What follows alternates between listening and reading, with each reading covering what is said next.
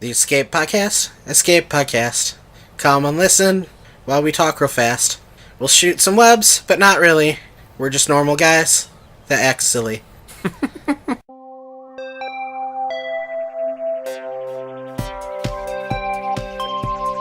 Hello, welcome to the Escape Podcast. I'm Brandon.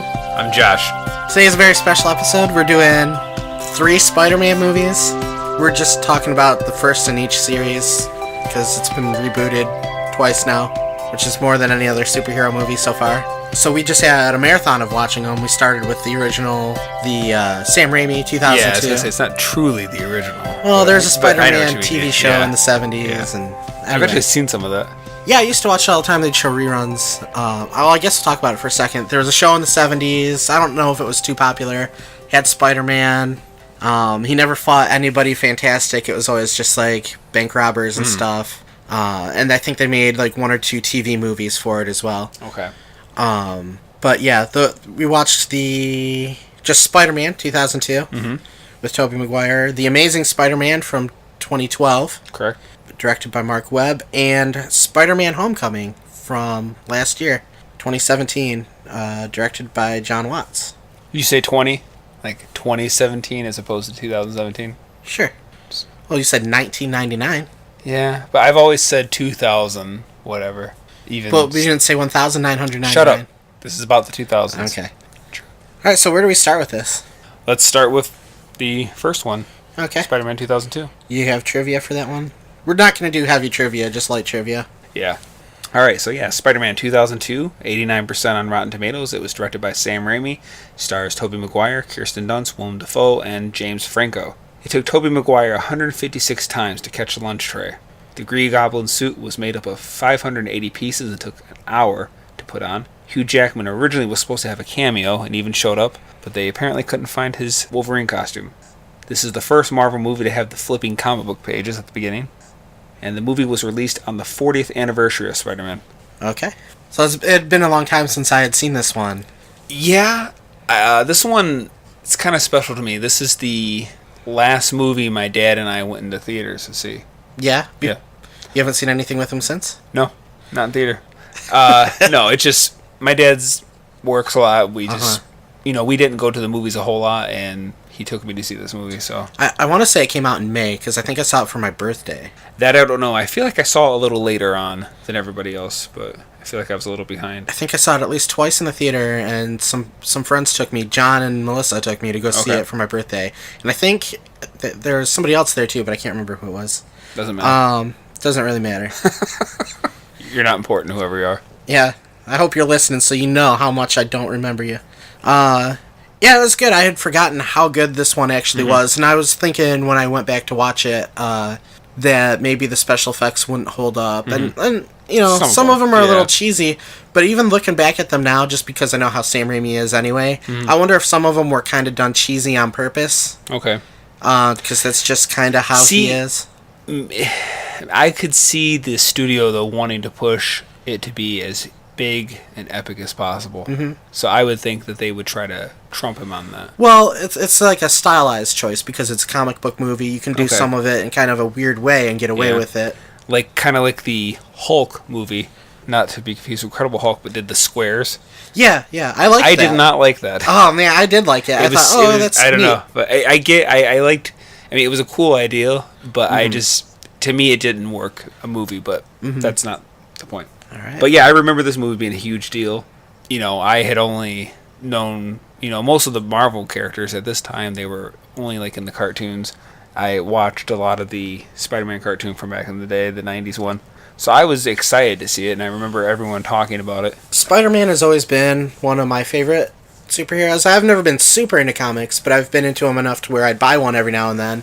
And I'd say when I was a kid, I used to buy Spider-Man and the Hulk the most. And then I'd get like X-Men and Fantastic Four sometimes. Okay. Yeah, I mean, I liked it a lot still, too. Like I said, I don't know the last time I actually sat down and watched it, but it held up pretty well, even though some of the effects were a little, like the balloons, for the parade scene when Goblin first shows up and he's kind of the action surfing scenes between them and he's kind of like touching them or not a hot air balloon, but that's a float. Float. Thank you. I couldn't think of the word. Ice cream like those float. look clearly fake, and crappy, but... Oh, I'm sorry. I'm peeking at your notes here. Don't be peeking. My Brandon sense is going off. Jerk. But anyway, keep going. This one I thought was really good. I didn't remember how good it was, and I thought rewatching it that it was a lot better than I remembered it even. I'm not sure how much we want to talk about it before we mention the other ones, because we're going to do some comparing between the cast and the directors and the choice of villain, but maybe I can bring up some of the extra special things in this one real quick. Okay. This is, Jonah Jameson has only shown up in this one so far. Oh, wow. Yeah, it didn't even occur to me. Or that series, I should say. Yeah. And he's played by J.K. Simmons, who I don't think anybody else can play that part. No, yeah, he was good in it. He was perfect, and just watching it, just the way he delivered all of his lines. I always crack up when he's like, "I only trust two people," and he said somebody and my barber. Yeah. He's got that horrible haircut, that flat top, and the way it's just Tobey Maguire's just looking at him. Yeah. Randy Savage. That whole scene. Yeah. Bruce Campbell shows up in all three of those movies. Yeah. It's different. I'm assuming people. Different, unless these just different jobs. Well, I could go into more on that, but maybe I'll save it for a full episode. Well. But we only get Bruce Campbell and Randy Savage in this one, and I love both of their appearances. I think they're great.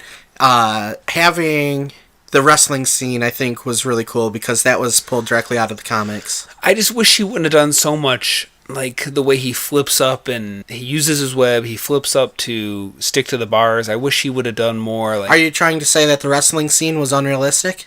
I'm just saying, I just feel like I wish he would have, it would have shown his strength at that point. Like, that he could have, like, eventually it did because he takes the beat down, but I just kind of, instead of, like, zipping around and crap, I just wish he would have just stayed on the ground and kind of fought him.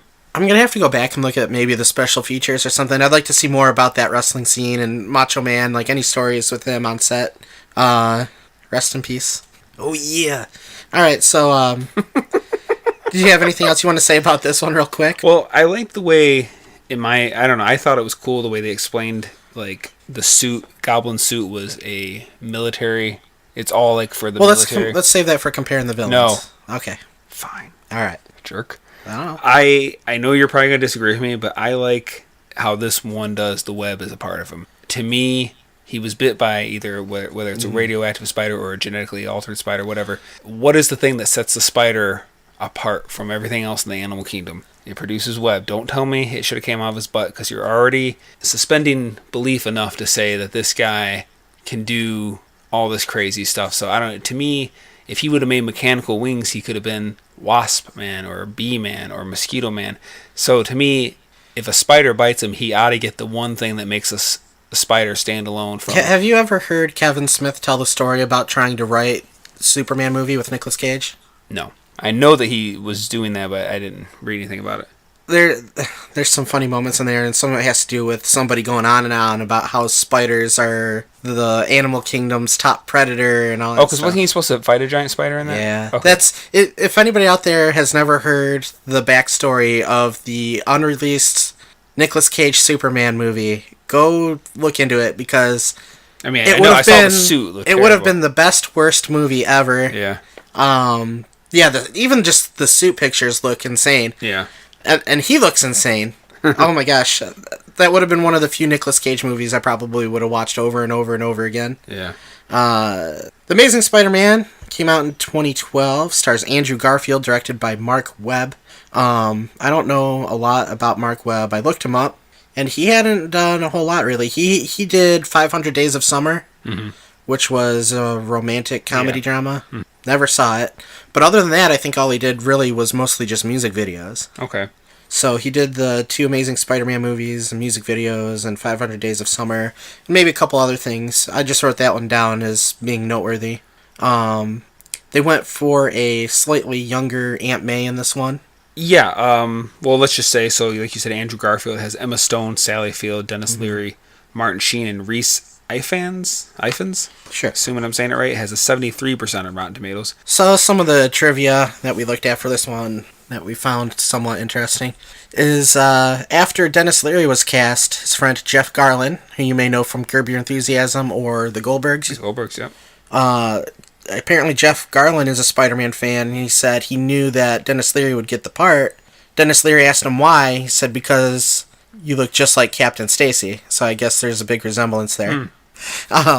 During his breaks, Andrew Garfield went around New York playing basketball with kids in his Spider-Man outfit. I don't know why he was letting those kids in his Spider-Man outfit. Emma Stone and Andrew Garfield began dating after working on this movie. The main villain of every first Spider-Man movie so far has been green. And also, this movie was released during the 50th anniversary of Spider-Man. Yeah, so I guess that makes Spider-Man came out in 62 then. Yes. And yeah, I was actually have it down here that I like they did do the aunt and uncle younger, and I like it because it seems like they're young enough to keep up with him, but still old enough to have that wisdom. Mm-hmm. And I think it was that sweet spot where there's also a lot more of them in this. Yeah, where Homecoming, it was like the first time I saw it, and you see Aunt May and she's like young. Mm-hmm. It was like, oh, okay, that's different, but I just don't feel like there's that wisdom there. And I know they're not really going for that either. You know, it's supposed to be like funny. Is it just me, or does it seem like the skateboarding was pretty outdated for 2012? Or maybe it's just because I grew up in the 90s when... I mean, I know skateboarding had its boom in the 80s, and it seemed like it came back in the 90s. Well, I know, from what I understand, skateboarding started in 1985, continued on to 1955, then went to 2015, and then came back to 1985. All right. Both this movie and the 2002 version have that intro with the spiders like crawling around on the web. Obviously, the 2002 version did a longer version of it. This one was much quicker, which I kind of liked. I think actually the intro to 2002's is a little slow because it takes so long to like where they should but it's showing like spiders crawling around on his like DNA, like strands of DNA and stuff like that. But this one I think tried to be more sciencey. Yeah. Which is good and bad at the same time, I think. Okay. A lot of Spider-Man stuff is based around science and scientists, and Peter's supposed to be really good. So you said you liked him with the web just coming out of his wrist. Correct. I didn't have any problems with it coming out of his wrist. Yeah.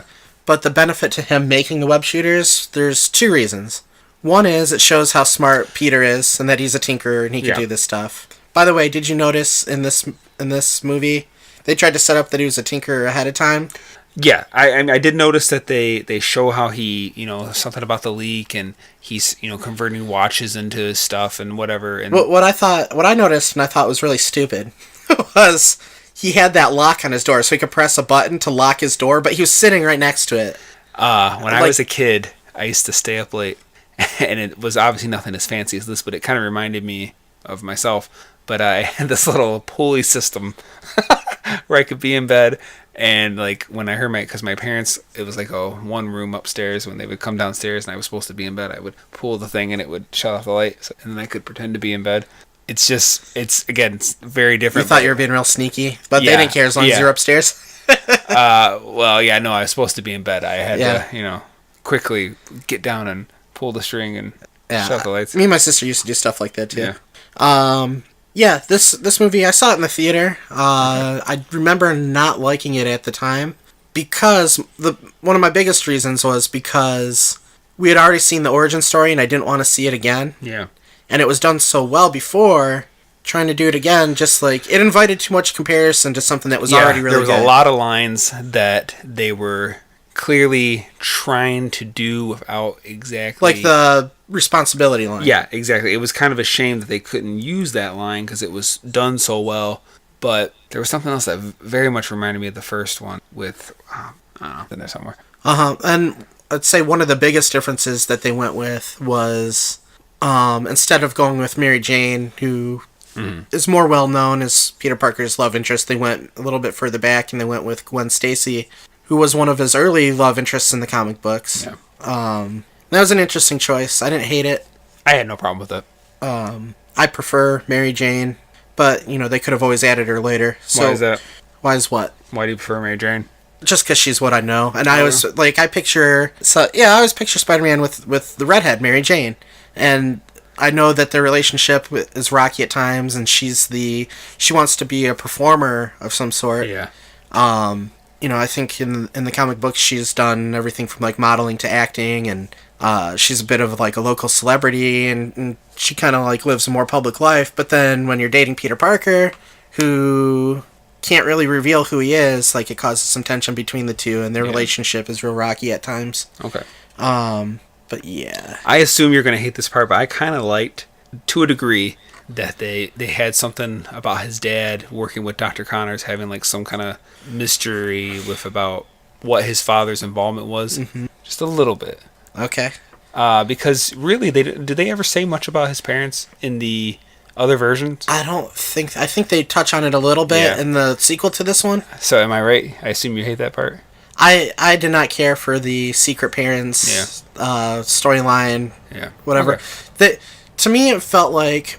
I don't know how much I should get into it. Anyway, for me, the movie feels a lot like a CW teen drama mystery romance. Yeah. More like that and less of a superhero movie.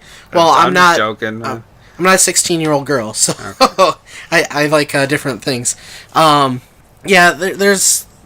And also, I feel like if you're too busy trying to set up things for the future, then you're not going to be able to make your movie to the best that it can be. Like, the first Tobey Maguire movie, they left a little bit open at the end, so if they had sequels, they could continue on it. But all in all, it was just a good, solid story that kind of wrapped itself up. Yeah. Yeah, it could have been a standalone if it needed to be. And this one, they set up so many things. Sure. Like, all right, we're going to tease this and this and that. And but then this isn't the age mystery. Of sequels, It is. The age of super sequels, where everything has to intertwine and connect with something else. You can have sequels without, like, let's say, Back to the Future, for some unknown reason, I'm going to bring that one up. Back to the Future. Yeah. It could have ended there after the first one, and they could have never had parts 2 or 3. I'm glad they did. Mm-hmm. And obviously, that was kind of their plan. But it was a good enough movie on its own without those other parts to where it could have been just that movie. Okay. And they could have just left you wondering for all these years. Like, what happened when they went to the future? We will talk more because I actually have something I could spit out right this moment. But well, I have more things to say about even the first movie. Well, we can bounce back. Let's talk a little bit about the next one first, and then we'll do all our comparing and stuff. So, the next one is Spider-Man Homecoming from 2017. Starring Tom Holland, and it was directed by John Watts. Yep. It has a 92% on Rotten Tomatoes. Also stars Michael Keaton, Robert Downey Jr., John Favreau, and stars Marissa Tomei as well. Marissa Tomei. Shut up. Why you always gotta... I just like saying her name. So anyway, some trivia for this one is Jennifer Connelly voices the Spider-Man computer voice Karen. Her husband in real life is Paul Bettany, who was known for being Jarvis, but is now Vision. So that's kind of a fun thing there. She was also Betty in that unrelated Hulk movie. Oh yeah, that's right, she was. Nick Fury was originally going to be Peter Parker's mentor, but they changed it to Tony Stark, which I think is probably a good thing. J.K. Simmons had previously expressed interest in returning to the role of J. Jonah Jameson, but he took on the part of Commissioner Gordon in Justice League, and that kind of put a damper on things. I'm not going to say it's impossible, because some people have bounced around. Right. And plus, we're not even there yet. He's still in high school. He's got time to meet J. Jonah Jameson, so... True. I'm hoping that by the time they introduce that character, it's him again. Vincent D'Onofrio had shown interest in appearing as Wilson Fisk. He plays Wilson Fisk in Daredevil on Netflix, which is supposed to be in the same continuity. Okay. They're supposed to be in the same universe. And if any of those characters are going to show up with some MCU characters, it would probably be with Spider-Man, just because they're kind of in the same area. Okay. So Tom Holland is the new Spider-Man. Mm-hmm. He is the youngest of the three. At the time Tobey Maguire played Spider-Man, he was 27. Okay. Andrew Garfield was 29. And for Captain America Civil War, Tom Holland was 20. He was 21 in Homecoming, yeah. Okay. Also, we get our youngest Aunt May with Marissa Tomei. Yep. Which is kind of different. What do you think about that? When I first saw it, I was like, wait, that's different. Like I said a minute ago, I think the Amazing Spider-Man did it better because I think they had that sweet spot. I think it's more for comedy, because like you don't even see Uncle Ben in this one, so I don't even know if they show a picture of him on the wall. So I imagine it's just for comedy. They may touch on Uncle Ben stuff later, but they pretty much left him out for now. Even when somebody asks him how he became Spider-Man, he's just like, it's a long story, don't worry about it. Mm-hmm. So, if you had to pick an Aunt May and Uncle Ben, So far, I like Martin Sheen and Sally Field's All right, version so best. 1 point for Amazing Spider-Man for you. Yeah. For me, I would go with Sam Raimi's Spider-Man. Okay. Just Rosemary Harris is the woman who played Aunt May in that one. Just she was a perfect Aunt May for me. She looked perfect. She acted perfect, and it's nothing against Sally Field. For 90 years old, she looks pretty good. So, I do like Marissa Tomei a lot. I've always had a crush on her. I have no problems with her being Aunt May, a younger Aunt May, especially with him still being in high school. Like, why is a senior citizen going to be taking care of him? Yeah. Well, that's what I'm saying. That's why I feel like Sally Field and Martin Sheen were that better age. But I'm not downing anything about... Aunt May in the first one is probably about 70. Yeah, probably. And The Amazing Spider-Man, they were probably in their mid-60s. Okay, yeah. And then... I was going to say early 60s. I know Marissa Tomei is in her early 50s right now. Yeah. So, yeah, I don't have any problems with any of them. I think they all do a fine job. Just Rosemary Harris, I think, is... When I picture Aunt May, that's her. Okay. So 1 point Spider-Man 2002 for me. Okay. I don't know who I liked better as Uncle Ben, though. Okay. Martin Sheen was okay. And Cliff Robertson, he wasn't in the movie enough, maybe. Yeah. He wasn't in it as much as Martin Sheen was, so it's kind of hard to compare him. How about the love interest, Mary Jane? We have 3 different ones. In this one, it's Liz Allen. It's a comic book character I had never heard of before. I guess she was one of Peter Parker's early love interests. For which movie? For Spider-Man Homecoming. Oh, okay. And she's played by Laura Harrier. I don't know who she is. I don't know any of these kids, really. Okay. I prefer Mary Jane. That's mine. I do think that the chemistry between Emma Stone and Andrew Garfield worked a lot better. Yeah. Probably because they were starting a relationship of their own. I'm sure that helped, yeah. But they worked out pretty good. I guess maybe to Mark Webb's credit, he had done that romantic comedy first. Yeah, could be. So he had already had some experience with that. And, they seem to work pretty good with each other. Their relationships seem pretty natural. I do like Kirsten Dunst as Mary Jane a lot. It's just I think I might prefer, actually, Emma Stone. Yeah, I agree. I think she's probably a better actress. So I like Mary Jane better, but I liked Emma Stone better. Yeah. So if you could have had Emma Stone portray Mary Jane, you would have. And I have no opinion on Laura Harrier, Liz Allen. I'm sure she'll never show up again. I don't know, she might, but she wasn't a big character in the comics. I don't expect to see too much from her anymore. Yeah. One thing that kind of annoyed me about Homecoming, I'm sure you saw this coming, is that I guess her name is Zendaya. Yeah. She's a Disney kid, and she played a character they totally made up named Michelle Jones. And at the end of the film, she says, "They call me MJ," which she's not supposed to be Mary Jane. She's not really a replacement for Mary Jane. She's just saying that to give people some kind of reference. I totally saw that coming. I didn't at all. I never noticed. I don't know. Just they kept on focusing on her too much, and I said to Brittany, "I bet you she's Mary Jane." There were rumors going around that she was going to be Mary Jane. I'm betting actually that they were going to make her Mary Jane, but then when a lot of people kind of complained about that. Yeah. They went ahead and changed her name to, what was it, Michelle Jones. Okay. So I'm hoping that we get the real Mary Jane later on. I don't want her to be Mary Jane. What? Nothing. All right. What else you got? Well, Homecoming is the only one that features other superheroes in it. Yeah. We get Robert Downey Jr. and Chris Evans. Yeah. As Captain America and Iron Man. So that's interesting.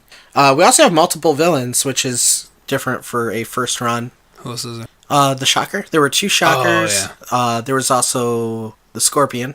Oh, I didn't catch him. He is in one of the end credit scenes. Oh. Sorry. There's a scene during the credits where Michael Keaton is walking down like the jailway. Mm-hmm. And he bumps into a guy who's got a scorpion tattoo on his neck. And he's talking about teaming up to get Spider-Man. So maybe they're going to end up doing a Sinister Six. I know they've always wanted to at Sony. Okay. But yeah, it was cool. There were multiple villains. The Shocker. There were 2 Shockers. I guess, I think I had read before. Wasted. Huh? I said they wasted the first one. I think in the comic books that character actually did die and somebody else took over as a Shocker. So it's kind of... I mean, they never even had him doing the Shocker thing, did they? Yeah, he called himself the Shocker. Right, he had the thing on his arm. Do the things? Well, I think they try to keep it realistic. Yeah. But yeah, he had the shocker arm on, and he was using it to punch Spider-Man and stuff like that. Okay. But he wasn't in it very much. So Michael Keaton is the Vulture. Rice Ifans? I'm just gonna start calling him Rice. Who are you talking about? For the Amazing Spider-Man was the Lizard. Reese Ifans. Ifans. What they said. I don't know. British dude was the Lizard. And Willem Dafoe is the Green Goblin. So we have 3 different villains, played differently by each of them. You want to compare them? Let's see. I mean, the Green Goblin in the first one, I don't know, it's very cartoony in a lot of ways. But then again, that doesn't surprise me. Sam Raimi, I don't think of as being much of a... Not overly serious. Yeah. So, I mean, it just totally fits his style. It's, I mean, even the way he's talking to himself, like, and he's got, like, the different face. Actually, I think that's kind of cool. Like, he's got multiple personality. Like, he's gone insane because of whatever he did to himself. Everyone in Raimi's has multiple personalities. When you look at the Dr. Octopus in the second one, he's talking to his arms, his mechanical arms. It's almost like no, he can't. Then, like, be ashamed not to. Like, he's lost in his head, but he's manifested in these arms as if they're puppets, like he's gone crazy. He basically has a split personality. It's kind of the same thing. That's interesting because, like, Peter Parker is a dual personality. He's Spider-Man and Peter Parker. You're trying to live 2 different lives. Yeah. Mary Jane is an actress and a waitress. Trying to live that life. James Franco even. James Franco is a rich kid trying to live with all the normal kids and not bring attention to, like, his wealth. Yeah. So, yeah, that's kind of a theme of that movie. I never caught that before. Yeah. And then what was the other one? I think once, in the third one, once Topher Grace gets the Venom thing, he's kind of, isn't he kind of a little bit kind of going back and forth like that, too? Technically, that's 2 different organisms. Right. So, but what I'm getting at is every one of Raimi's movies has that kind of... man at war. Well, I thought it was cool the way they filmed it anyway, like where he would talk to himself in the mirror. And I always wondered, like, did they film him talking in the mirror separately and then, like, edit it together, or was he, like, really switching back and forth like that? And I think that's probably the case. Maybe. But I like Willem Dafoe in this. I think he acts pretty on spot. Like, he's pretty perfect for playing the villain. And you can see, like, the struggle there. Like, he doesn't want to be that bad guy. But it's kind of taken over. I guess that kind of happens with all of them.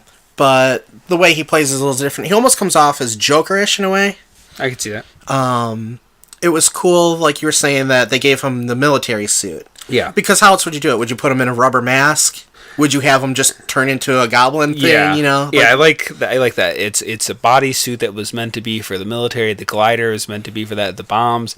I like that everything has as real world as it can for why it needs that stuff, It's not outlandish, and I kind of like that. Yeah, and also there is that cartooniness to it, like you said, partially because of Sam Raimi. Like, he does do some pretty cartoony things. I mean, you look back at, like, Evil Dead Evil Dead 2 anyway, and Army of Darkness, like, they're horror movies, but they're funny. They're cartoony, and, like, even the way he cuts things and does camera angles and all that, like, really just accentuates certain elements of the film.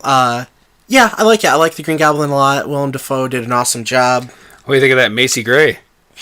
That's a weird part of the movie for me. Yeah, like, they had her a one-hit wonder, and they had her... I mean, it just totally dates the movie even more to see... Yeah. Like, I don't know, I just thought it was She was around for a hot minute, and she'll be immortalized in Spider-Man now, just like the Macho Man. Personally, out of I want to kind of stick with this one for a little bit, to kind of finish it out, and then we'll kind of... Sure. What do you think, out of all of Raimi's Spider-Mans, which one's the best to you? Well, I don't know, because I haven't watched the other 2 in a while. I do remember thinking when I saw it that I liked the second one better. Okay. But I will say, I like this first one a lot. I think it's about as close to as perfect as you can get a solo, by himself superhero movie to be. Okay. And, like, this came out, the whole superhero thing has been going on for a long time, but, like, towards the end of the 90s, early with Blade, is when it kind of, like, kicked off the modern superhero era. Well, mostly for Marvel, too. Like, I mean, you got to think most of the movies that you're going to see were DC. You're going to see Batman and Superman movies. Well, maybe not Superman by that point, but Batman more so. Because, I mean, you had the 89 Batman.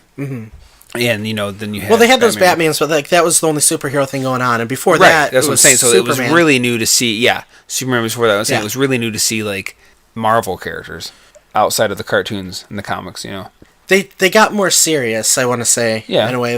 This one, actually, I think I could compare it a lot to the Tim Burton's Batman movies. Okay. I think that Sam Raimi and Tim Burton kind of almost have some similar style. Okay. Not exactly the same, but I can compare them. They both like certain camera angles. Mm-hmm. They both have a love for Danny Elfman, who I think had a great score in this. I really liked his score in Batman, but anyway. Yeah. I mean, you can hear the similarity. It sounds almost like they said, "We love what you did with Batman. Do it, but change it just enough." So I don't know which of Sam Raimi's Spider-Man movies I like the best. I mean, it'd either be this one or the second one. I personally like this one better. Yeah, I like this one better. I will say between these three movies, the Amazing Spider-Man, Spider-Man Homecoming, and Spider-Man, I think that Sam Raimi's Spider-Man might be the best movie. Okay. Give it my number one spot, although I think some of the elements of the other two are done better. Well, I mean, I think we already touched on this, I think the Uncle Ben thing was done better in this one than Amazing Spider-Man. Maybe it's just because they did it first and they were able to do the classic line as it was supposed to be said, where they kind of had to tiptoe around it and kind of do it in a different way. And Amazing Spider-Man, it just didn't work the same. Or I don't know if it was just because it was so in my head, this is the way it should go. It just felt off a little bit to me. Yeah. I don't know, but continue. Yeah, just the pacing of the movie was good. It's a long movie. I forgot how long it was. It's a little over 2 hours, right? Yeah, I think they all are. But this one, I couldn't stop watching it once I started. Okay. And the pacing and the tone really just seemed to flow well. I thought it was cool when he was fighting those guys in the alley. I don't catch why he didn't have his mask on if he just didn't have time to put it on. Mary Jane's being chased.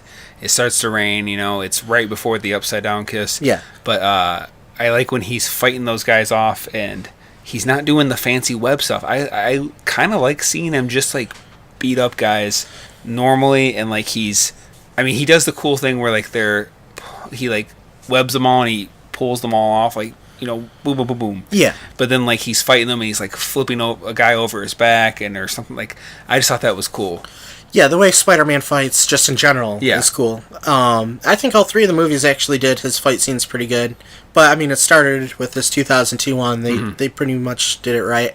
That kissing scene in the rain is as close as we get in these three movies to being, a big movie scene, a big moment, an iconic moment. Mm-hmm. Yeah. If you think back to Jaws, you think of, what's that character's name, Quinn, sliding down and going into Jaws' mouth. Mm-hmm. Or you think back to Titanic, you picture Jack up on the bow of the ship. I'm the king of the world. Yeah.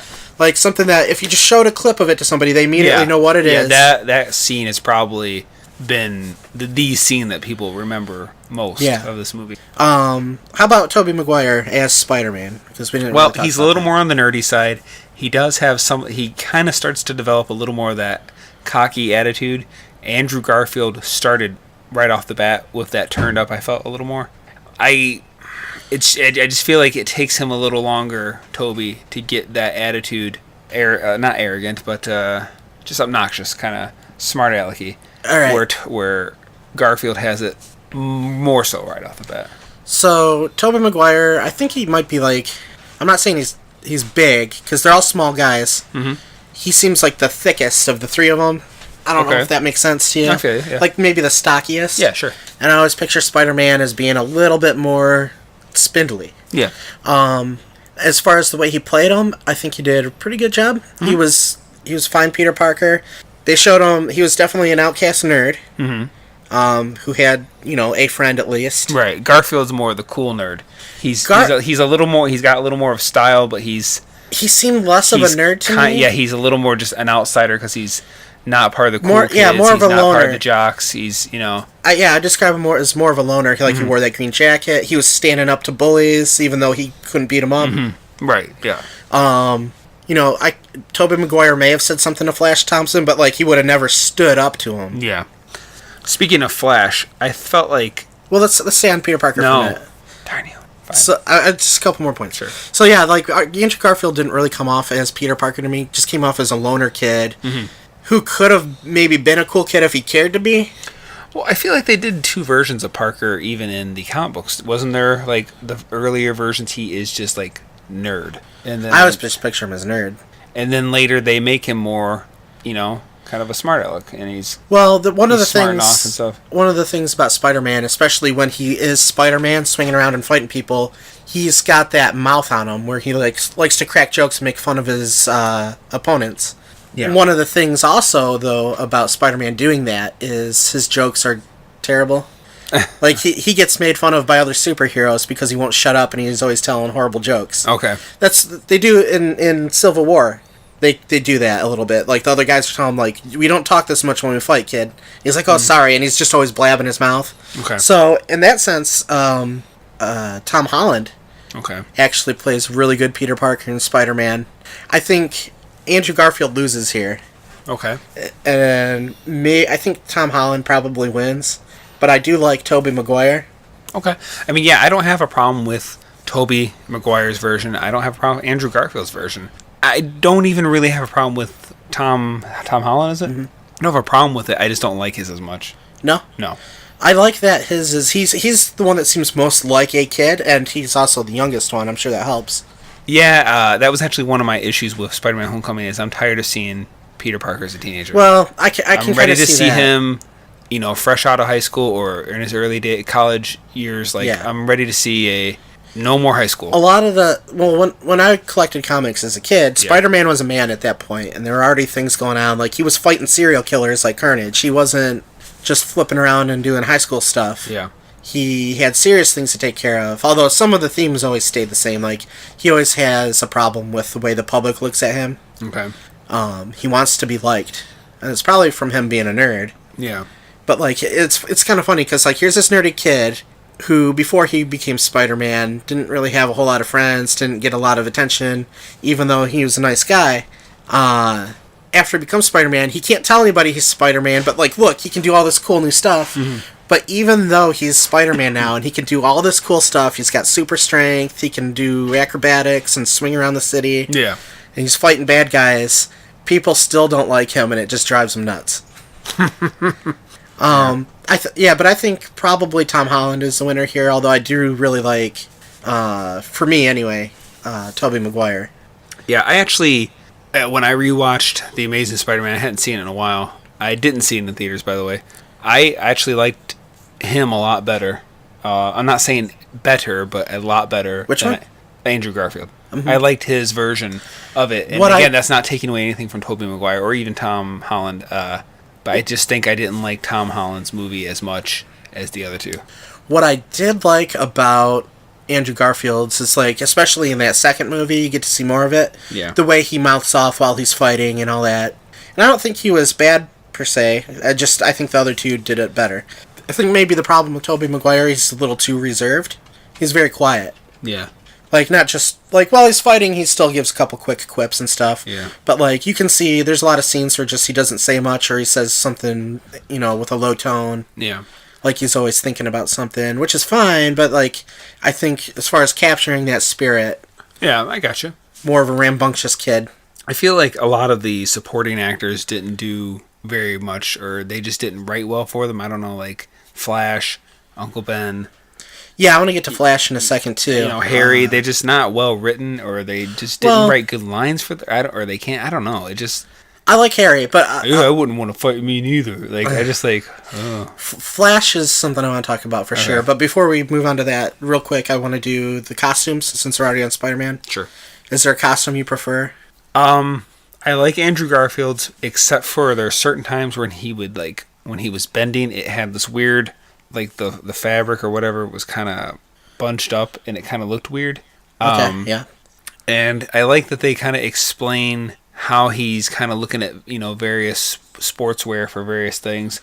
You know, Toby, they show him like he's an artist, apparently he's just drawing it, and next thing you know he just has it, but like how'd you get that? Like how'd you put it together even if you... It doesn't look like something a kid could make. Sure. Yeah. At least Andrew Garfield's somewhat kind of... I mean, even there's still a lot like how do you get those lines and stuff? I don't know. But the colors are a little bit brighter on the Homecoming version, which is nice too. However, I do not like the eyes moving. Yeah, okay, so for me, I think that I mentioned earlier that I thought Tobey Maguire was the stockiest of the three. Tobey Maguire's suit almost seems like a thick rubber. For most of it, maybe not the head part, but like everything underneath that, it almost seems like a thick rubber, and that doesn't help. It just makes him seem too bulky as Spider-Man, I want to say. Okay. I think the suit, it looks okay. I mean, you can tell it's Spider-Man. Yeah. It doesn't look wrong or bad. Yeah. But I don't think it looks as good as the other two. I definitely prefer the other two, the way they look. Okay. The one from Amazing Spider-Man looks really good. But yeah, like you're saying, like sometimes the fabric, like it's loose in some areas. Yeah, just like when he was like in weird, you know. It looks like it could poses, easily like, rip. Yeah. But I mean, then again, it is athletic wear, so it's not like it's. I was trying to remember back because I watched Homecoming last, and when I was thinking back on it, I was thinking like the suit is CG half the time. But when I went back and watched it, it actually looked really good. I don't know how much CG it actually was. It fits him good. Like we read the trivia earlier we saw a note where it was skin tight on him. Yeah. It fits real good. It looks good while he's jumping around in it. It's got all that technology built in, which I kind of like and I kind of don't. Well, I still want to finish some things on 2002. But as far as the eyes go, I was mixed on them, but I think I like them. Okay, very well. Do you remember the video game tie-in for Spider-Man? I remember that the game came out. I never played it. I loved that game. I thought it was like one of the coolest games where you could like zip up to the ceiling and then the camera moved up over and was looking down and like the ceiling would be slightly see-through. I don't know, it just was really cool. You could see like the guys under you when you're walking. I think I actually played the game before I saw the movie. And I know for what movie it was? For the 2002 Spider-Man. I played it on the PS2, but I just didn't know if you had any history with that game per se. No, sir. Okay.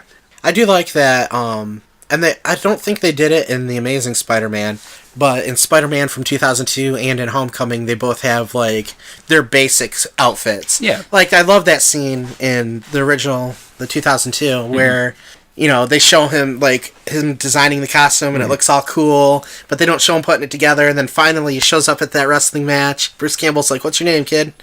"I'm the human spider." And they're like, "The Amazing Spider-Man." They introduce him, and they show him, and it's just, like, the crappiest looking thing. It's like a ski mask and pajamas, basically. Yeah.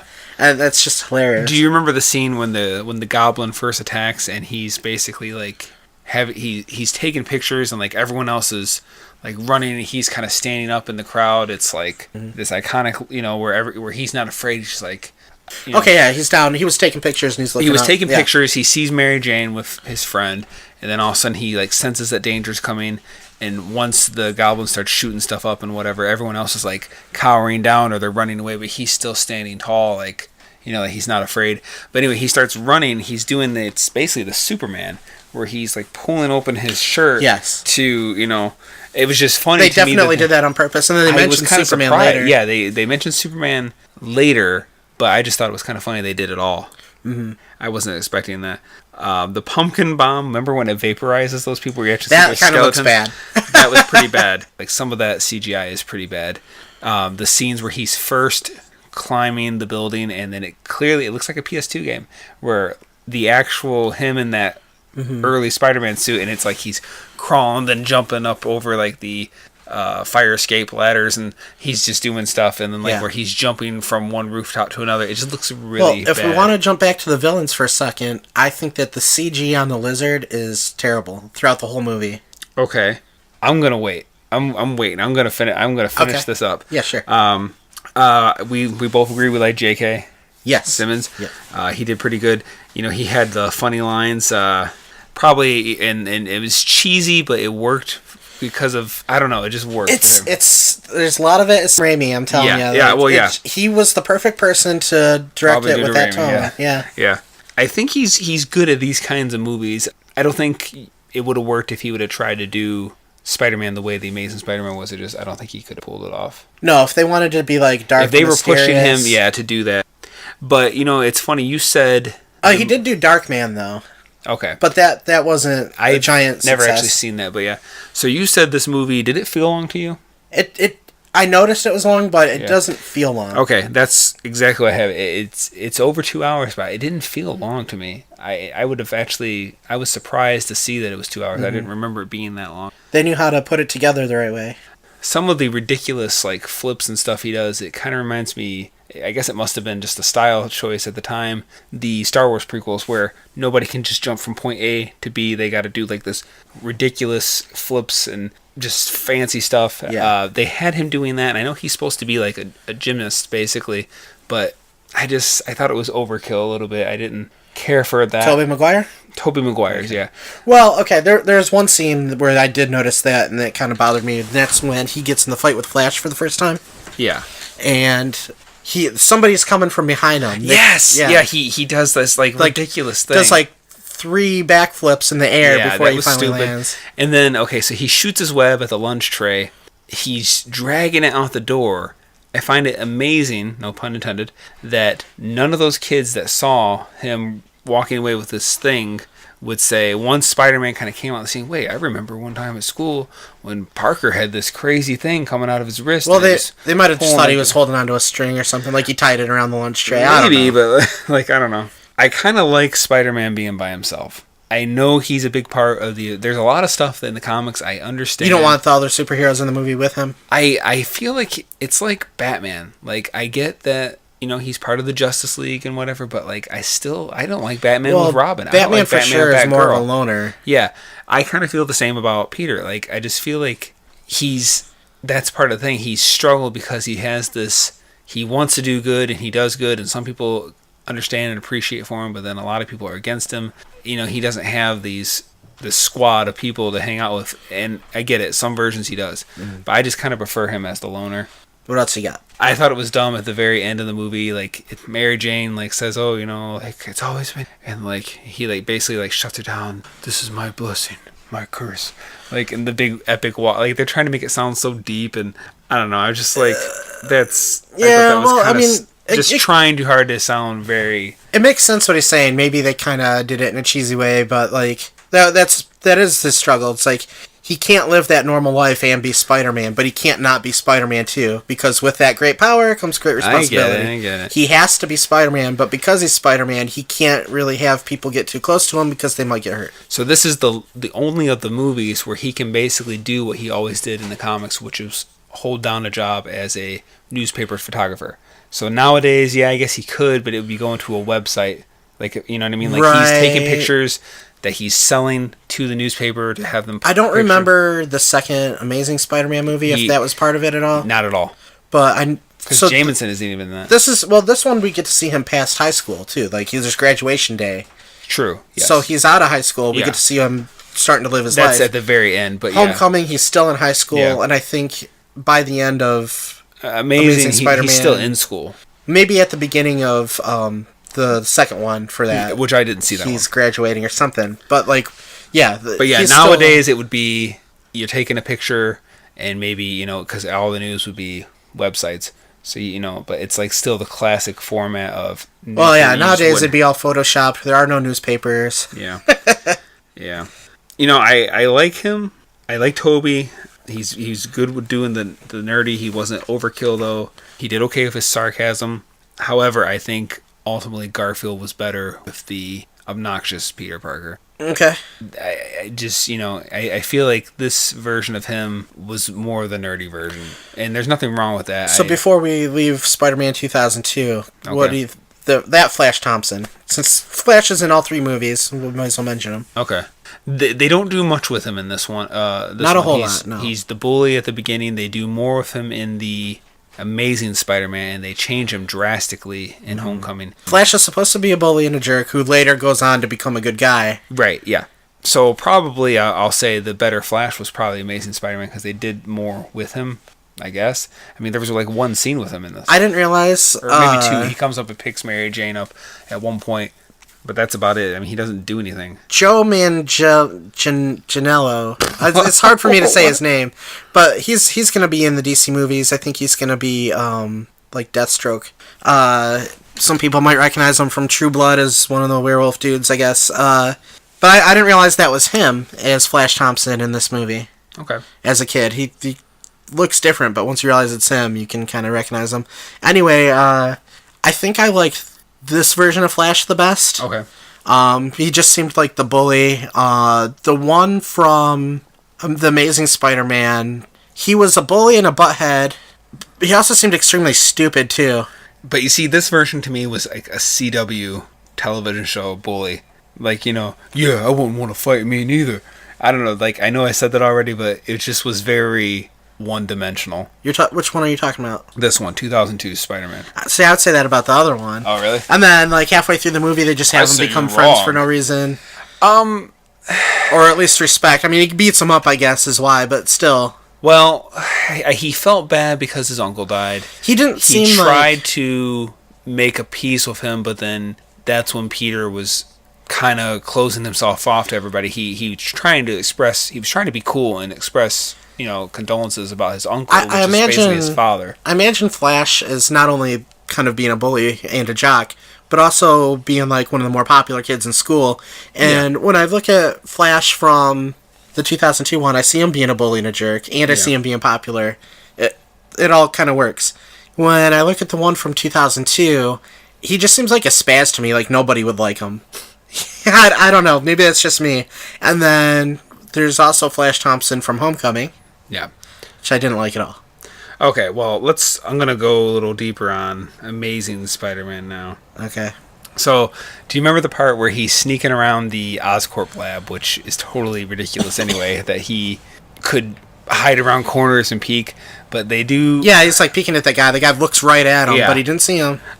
I don't know why. Like, they do this thing in these movies now where it's the keypad it can't just be a button. It has to be this crazy thing that you touch. And I thought it was amazing, no pun intended again, that he was able to, from around the corner peeking, able to, like, not only get those moves, like, it was what he was pushing, the way he was doing it was just kind of goofy. Do you remember what I'm talking about? It was the room that ultimately led to where he gets in there and the spiders. There's just all sorts of... I have a lot of problems with that scene. Like, okay, for one, why are there all those spiders? Why are they sitting there making silk? And if there's so many radioactive spiders that can bite somebody and turn them into a superhero, why aren't there nobody else? Yeah, because there's like 3,000 of them in there.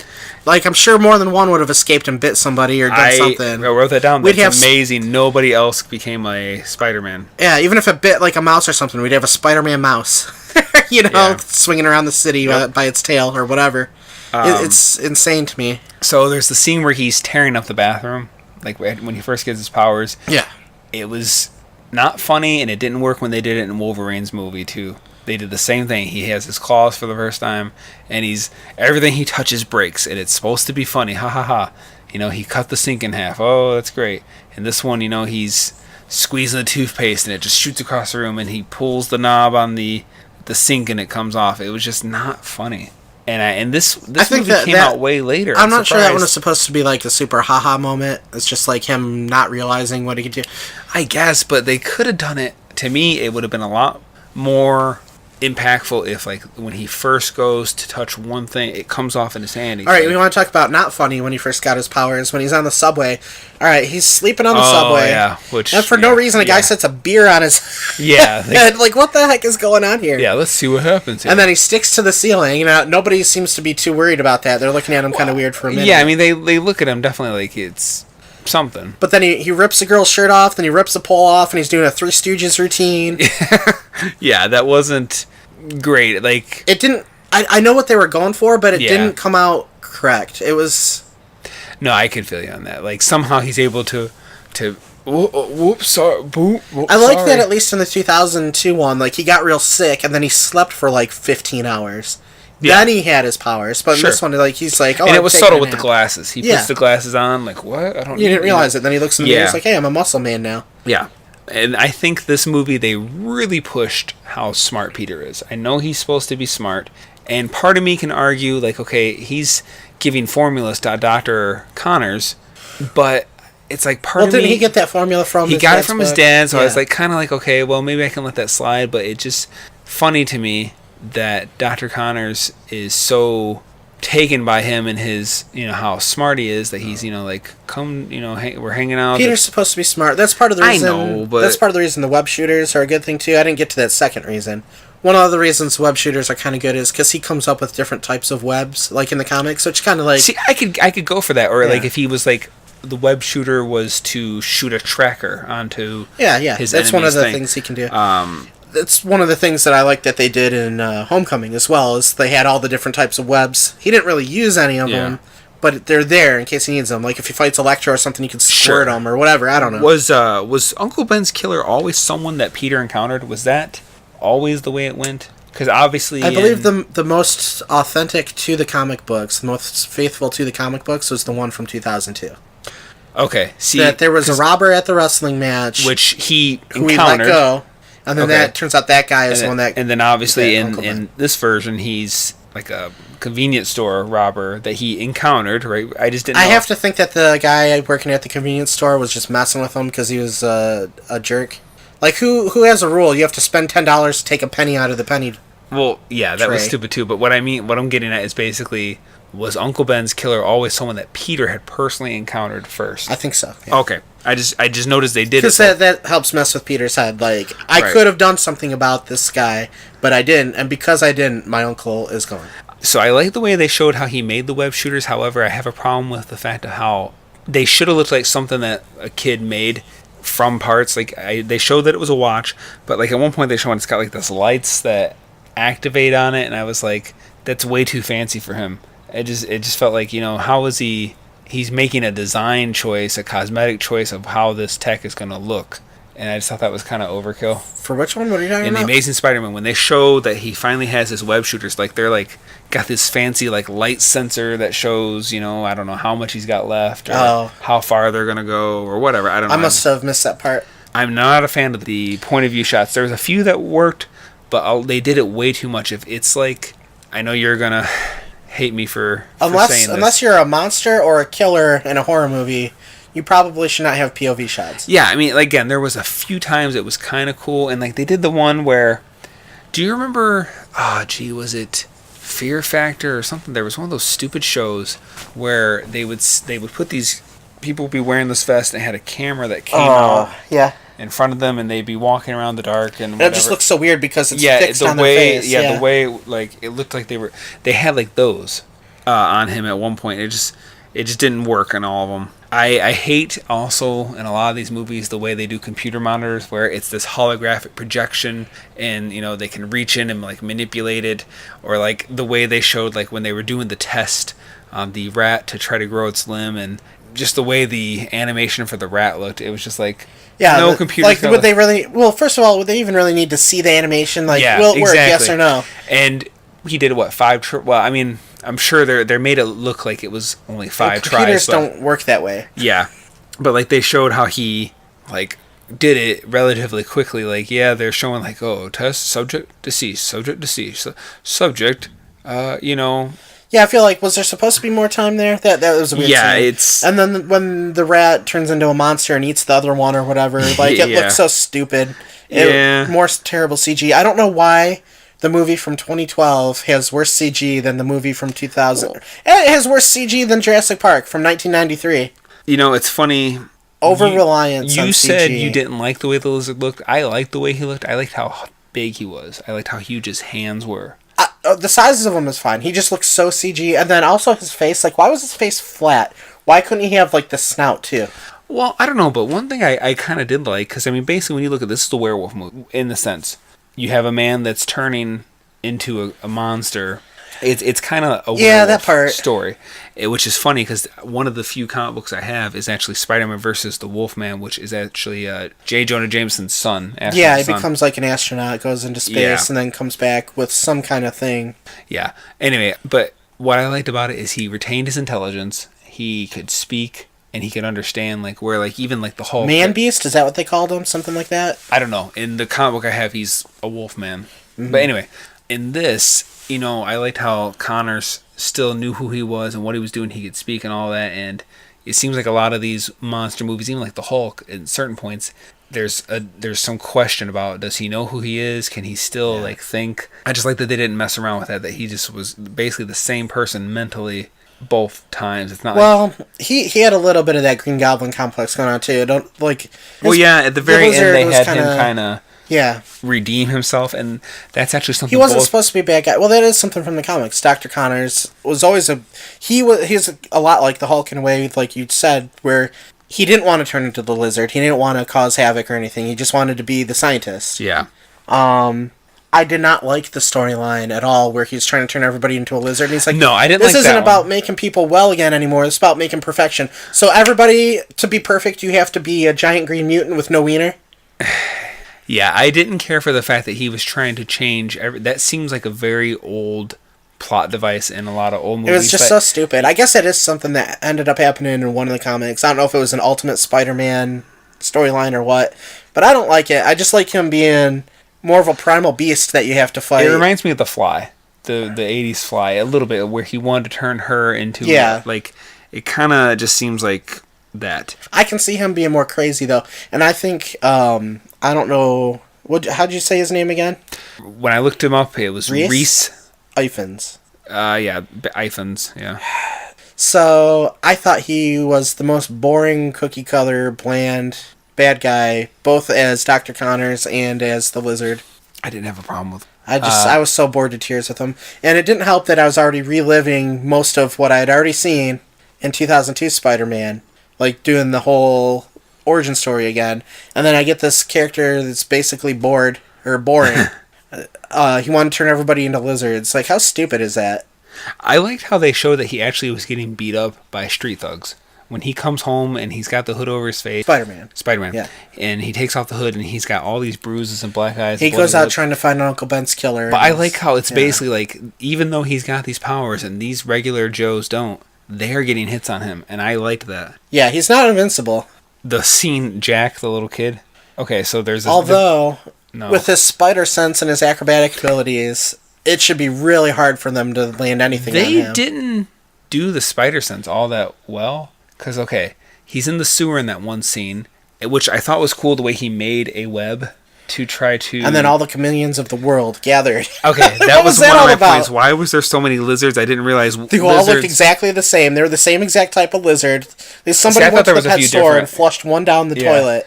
Yeah, I didn't realize lizards were in the New York City sewers just like rats. Chameleon's natural habitat is New York City sewer. Anyway, he makes the web, and I thought that was pretty cool. But eventually, the lizard sneaks up behind him, and there was no spider sense that alerted him. So they didn't really do that. It shouldn't be used all the time. I mean, he should be able to be surprised from time to time, but like something like that should have triggered it. Like, oh crap, there's something big near me. Some people said that in Homecoming they didn't really use a spider sense too. I think they did. I know for sure they used it in Civil War. So he has shown that he has that still. Some people thought that he might not have it anymore. What's that, the spider sense? Yeah. Okay. Anyway, so yeah, I think worst villain goes to the Amazing Spider-Man for me personally. I thought it was funny that, okay, when he first starts like swinging around the city and climbing walls, you never see like anyone seem to react like, how is he doing this? Like, how is a man sticking to walls? And like, there seems to be like, it's just... Mm-hmm. Which, first of all, I don't even get how it works, because like they're supposed to be little hairs, I guess. At least that's the way they show it in the Tobey Maguire version. How does that go through your shoe? Just don't think about it. How does that go through your shoe and your glove to make you stick to a wall? And I guess he can control it, because at first he couldn't, and he was ripping up his keyboard, but how could he touch anything then without sticking to it? Yeah. So I guess he can turn it on and off. The best way is just don't think about it. I like to think maybe it's like some kind of force, like outside of his hand, not on his hand. Okay, this is one I just thought was kind of funny. So, okay, he and Gwen Stacy kiss. They're sitting on the bleachers, and like the football goes toward him. He without even looking, he catches it. Maybe that was kind of his spider sense, fine. But then he throws the ball, and it dents the field goal. I thought that was too much. Like, I thought it was fine for him to catch the ball and just throw it. How are you going to make a ball? If Superman threw that ball as hard as he could, it would just explode the ball. Exactly. Yeah, it dented the field goal. I just thought it was a little kind of silly. I guess maybe Superman might be able to knock it over, but still, like, you'd think it just damaged the ball and not the field goal. See Thomas Howell. Thomas Howell run. Yeah, so I don't think I realized that was him the first time I saw this movie. It's just kind of funny to see him in this as a small part. See Thomas Howell. Who did he play? He was the construction worker who actually ended up being Jack's dad, which I wanted to talk about Jack. So who's Jack? Where Are you joking? No, I don't remember any of this. Oh. I did watch this while I was doing something else, so I may have missed this. Okay. So the scene where the lizard is on the bridge and everyone's ditching their cars and they're running away. He's really after that one guy. Okay. So the little kid is Jack? Yeah, he's throwing cars off the bridge, and Spider-Man has, captured them. Mm-hmm. So he goes down to save this kid, and he finds out this kid's name is Jack. First of all, I kind of thought it was kind of cool the way he took off his mask to, kind of, I don't know, it just seemed like, I don't know, just kind of a risky thing to do, but then I guess it's not, I don't know, I just thought it was kind of cool that he did that. I was trying to calm the kid down. Right. Yeah. But I'm thinking, okay, this kid is alone in his car, so that means his parents saw the lizard, got scared, ditched the car like everyone else, and just ran and left their kid in the car for the kid to be on his own. Or they were moving multiple cars, and the dad was in front driving one car, and the kid was behind him driving the other car. Yes. So anyway, C. Thomas Howell ends up being Jack's parent, his dad. Okay. So basically, they show where at one point when people. What do you know C. Thomas Howell from? He was in The Outsiders. He was Ponyboy Curtis. Okay. That's one thing. I know he was in, I think it was called Soul Man. He was kind of a guy in the 80s. Okay. He was one of those 80s guys. I can't picture him right now. Okay. I know I've seen The Outsiders, but it's yeah, he was Ponyboy Curtis. Okay. Anyway, so basically he was the construction guy that said, hey, let's turn all our cranes in a line to make a web path for Spider-Man to get to where he's to get to, because he was paying Spider-Man back for saving his kid. Yeah. But I just thought it was crazy that the kid would ever be in that car alone, when it just says to me that his parents ditched the car, that they saw this monster, they got scared, they ditched the car, and their kids just left there to be, for all they know, he could have been eaten. It's funny because they do that on the bridge, and then the previous movie also had a bridge scene where he had to save a bunch of kids and Mary Jane. And the citizens come in and start throwing bottles and stuff at the Green Goblin to help Spider-Man out. It's a nice idea. I just thought it was I don't know. You mess with one of us, you mess with all of us. What you doing? You got a guy that's trying to save a bunch of kids? I don't know. The dialogue is terrible, though. I can picture that as being realistic, though, for some reason. I'm not saying They should have been throwing big slices of pizza at him. Yeah. So how did Connors get his lab equipment in the sewer? I'm just picturing it right now. Okay, think about that. He turns into a lizard. Fine, he's got 2 hands now. He can pick them up, sure. But he had to drag all that stuff down there without damaging it. And then he's making these videos. Who is he making these videos for? He's making these videos for YouTube. Well, that's what I'm saying. It's really for us. It's for something for Peter to turn on, so that we, the audience, can be explained what his motive is. I'm not saying that all movies. I'm not saying that all movies do this nowadays, but it's much more common for movies just to do things without putting any thought into them than it used to be. Okay, I like the fight in the school with Stanley. With Spider-Man. No, well, that was kind of for laughs. I actually like the main part of the fight. I thought it was cool, even when Spider-Man gets on the ceiling and then the lizard gets on the ceiling. They're actually he's chasing him on the ceiling. At one point, I thought it was cool. He actually cocoons him up, and I like the way he got his one arm down and his other arm down. He pinned his tail around, and then he literally webbed. I thought that was pretty cool use of it. And that he threw Gwen out the window, but had her. Yeah. I thought all that was really cool. I thought it was cool how they showed he made his web, even though I'm more of the organic web. I thought it was cool, the trial and error he had with it. I thought it was funny in the next one, Homecoming, when they showed him making a web in class. He's sitting in chemistry class. Nobody's paying attention to anything. It's funny because that's kind of a reoccurring thing. He keeps doing whatever he's doing and no teachers pay attention. Yeah. But he's got that little drawer and he's making his web fluid and it starts to overflow and he just shuts the drawer real quick. Yeah, I mean, what I don't get though, okay, they said it was supposed to be for towing things or they were showing it was basically an Oscorp technology that basically in the Amazing Spiderman. In the Amazing Spiderman, it was an Oscorp thing where it was it's so strong, it can tow an airplane or it can tow this or it can tow that. So I got the impression it was maybe supposed to be for suspension bridges or various things like that. So how it got the characteristic where it is webby? Yeah, I don't fully, or how it's even sticky, because then they show the lizards are crawling on it and they're not having any problems with it. But I don't know. I don't quite understand how that works. I guess you just kind of have to let it go. Well, those lizards are pretty slick. Yeah, I guess so. It's funny. There was some news reports that were when he's crawling on the, he's wounded, because the one cop got a shot on him as he was getting away, and like somehow the news is like reporting on him, and it doesn't look good for Spider-Man. He looks like he's injured. It reminds me of Sam Raimi's when Spider-Man's getting literally beat down by the Sandman and Venom's holding him down, and like all these people are gathered around to watch it, and like the news. You said you didn't see the second. It's hard to watch. You said you didn't see the second Amazing Spider-Man. I did not. That was the movie. Everybody's just standing around while superheroes fight. Like, oh, let's not get out of the way. This guy's shooting rockets out of his back. So yeah, that was stupid. I think the tone of this movie it's not as flowing. It doesn't flow as well as the Sam Raimi one did. It kind of bounces around a little too much. Okay. Also, a lot of the humor doesn't kind of land, I don't think. And also, stupid things happen quite a bit. You're stupid. Like the lame music choice when he's skateboarding.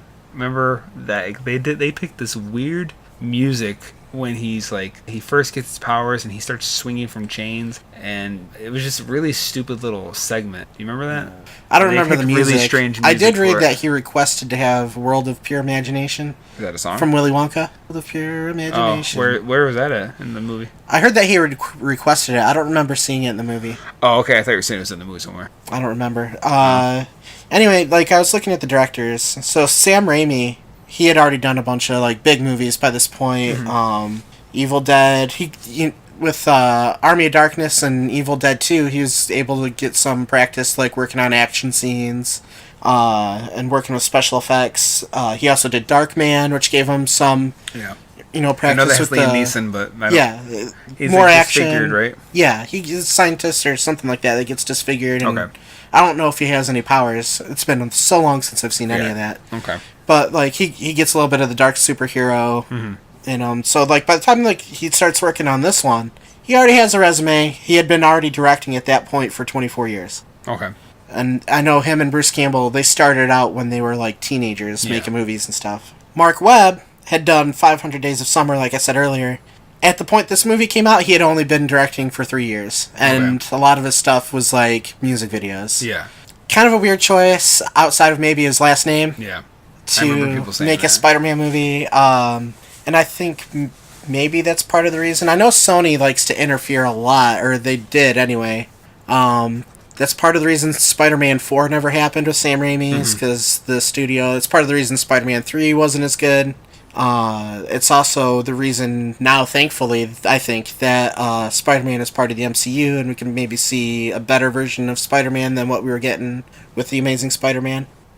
I'm going to be honest, I liked this movie a lot better than... Okay. I don't know, to me, I don't know, I couldn't stand the rehashing of the origin story. I feel ya. I can I thought the lizard was lame. I thought some of the special effects weren't that great. I didn't think... Andrew Garfield was a fine actor. Yeah. I don't know if his portrayal of Spider-Man fit as well as the other two actors did, for me. Okay. I prefer Mary Jane over Gwen Stacy, although I thought she did a fine job. And that their chemistry was really good. Yeah. The Aunt May and Uncle Ben stuff was good. Nothing really to say about that. So I have a few more things I wanted to say. I thought it was funny that they show the Marvel... I think they show the Marvel like comic page. Yeah. But like, it's a Spider-Man movie. They didn't show Spider-Man specifically when they're flipping by different like comic pages. I don't know if they do that they didn't actually show Spider-Man. I don't know if they're allowed to do that for the ones that aren't MCU. I think they might just have a standard animation they're supposed to use. I thought it was funny that this movie comes out in 2012 with the phone he's using. It just seems kind of... Yeah, it's like, I'm just surprised they didn't have him like with something a little more like iPhone-y. It's like pre-smartphone, but not a flip phone. Yeah. I like both Andrew Garfield and Tobey's version of Peter. I kind of like their versions better than... Tom Holland. I prefer these two guys over him. Why? I don't know. I'm trying to think of how to put it. For Tobey, I don't know. I feel like maybe it's just because the movie they were in, because with Tobey you had a chance to sympathize with him with the loss he has and things like that. Maybe, and I felt he does well with that, where Tom doesn't have any big things. It's all just high school little stuff. He doesn't have in both of them. Both of them, you see them deal with the loss of their father figure. With Garfield's, he's dealing with what happened to my parents, and why won't you tell me what's going on, and this and that. The way he takes out his contacts to put on his dad's glasses. That was another thing I didn't care for, was that the parents thing.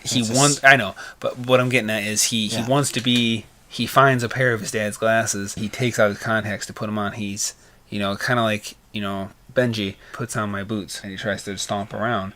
There's something about that, and I don't know. I remember wanting something that my dad had, or something remember my dad gave me one wallet. That was my first wallet. There's little stuff like that. I guess I can kind of understand that a little more. So you wanted more of an emotional connection to and since Homecoming was more played as a comedy, and there was just really nothing too solid with it, I just kind of feel more connected, or I can connect better with the other two guys, Spider-Mans. Well, are you ready to move on to Homecoming? One more thing. Okay. A couple more things. The voicemail that Uncle Ben leaves, it's very overkill. Peter, I know you've been having a hard time lately. It's it goes on for 5 minutes, and it's really to have this. It's try to have this little emotional ending with him listening to his uncle's voicemail to kind of I don't know, get him through or something. But it just seems very sounds like something somebody would say when they know they're about to die, even though they didn't. Yeah, exactly. James Horner did the music. I thought that was kind of cool. I didn't know that. He's done several Star Trek movies. I didn't pay too much attention to the music. I thought there was less score in it. Okay. And the final thing I noticed is that both Homecoming's villain and this guy's villain kind of have this little change of heart where they're actually protecting or defending Parker. Yeah. Both times they have other villains come to them. Well, let's get this guy. Even Willem Dafoe didn't really when he found out that Spider-Man was Peter, he was heartbroken because he didn't want to have to deal with Peter. Yeah. But he had that dual split personality going. He just couldn't defeat it. He wanted to, but he couldn't. Even at the end, I think part of what he was saying was still genuine. Okay. Genuine.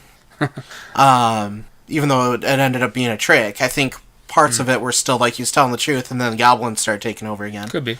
If that was the case, I didn't quite pick up on it. Yeah, I felt like it was totally just him less so than the other two. The other two were still they're good guys. They're just problems for a minute. Well, maybe not Michael Keaton as much. They were blinded by their power Science. Or it's poetry in motion. All right, let's talk about Homecoming. So Homecoming came out in 2017, directed by John Watts, starring Tom Holland as Spider-Man. John Watts I'd never heard of. I looked at his filmography, nothing really I'd ever heard of. I imagine they're mostly smaller films.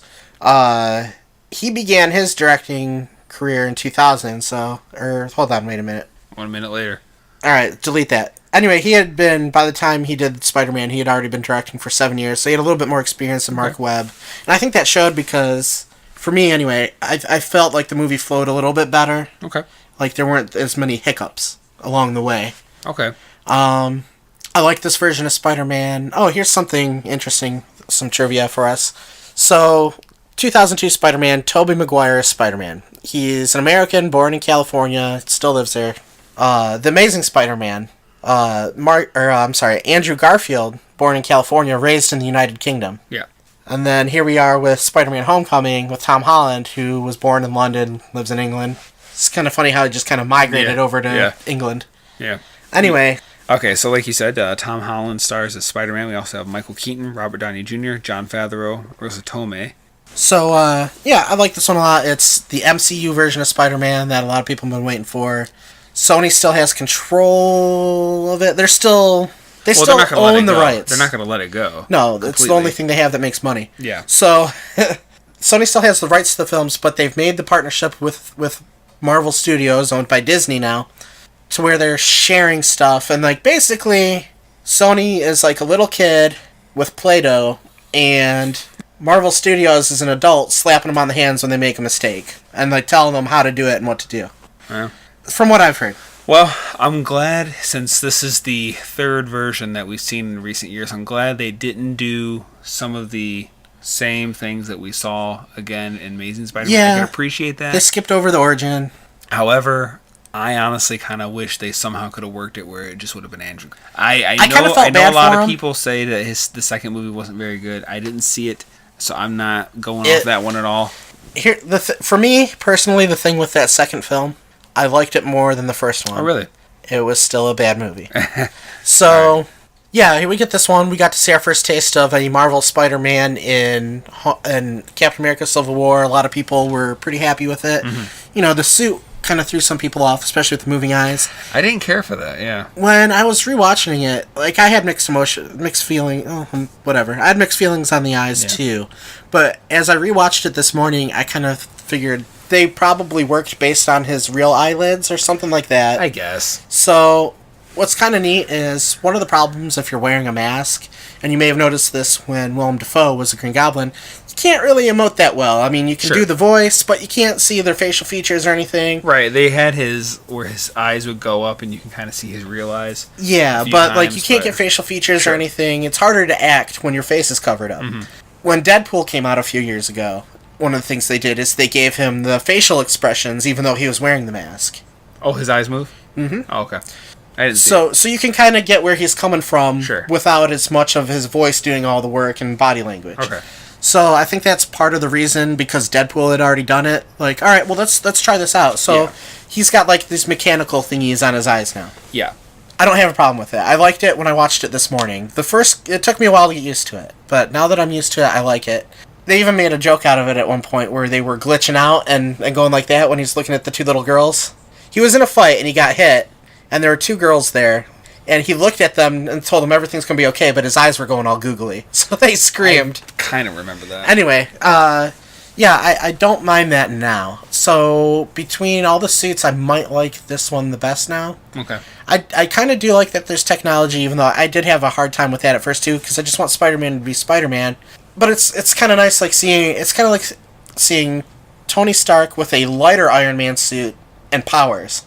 So he's not vulnerable. He's still gonna be able to pack a punch and take one too. Personally, I didn't like the suit having the mechanical eyes. I didn't like it having the AI. I didn't like it having all these interfaces. If Tony is the one that made the suit, it makes total sense. It makes sense. Yeah. I'm not debating you on that. Well, this gets around your thing too, though. Also, where how did the kid make this nice suit? Sure. Because his version is just a hoodie. All that makes sense. I get all that, but I don't know, because she was basically telling him what to do, and then or giving him suggestions. Which, by the way, so when I looked it up and I saw Jennifer Connelly, I was like, where was she? I don't remember seeing her. I didn't know that was her until. And by the way, did you realize Lucy Lawless is in the 2002 Spider-Man?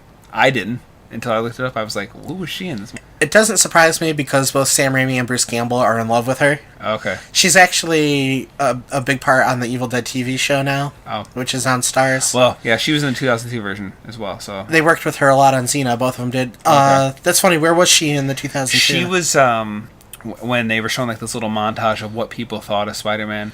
She was the one. A guy with 8 hands sounds pretty hot. Yeah, of course they would give that line to her. Yeah. Okay, so yeah, I like this one. The Vulture, Michael Keaton. Michael Keaton, I thought, as soon as they said that he was going to be a bad guy, I was like, yes. No, he's a good villain. He does good. Mm-hmm. Yeah. Did you see The Founder?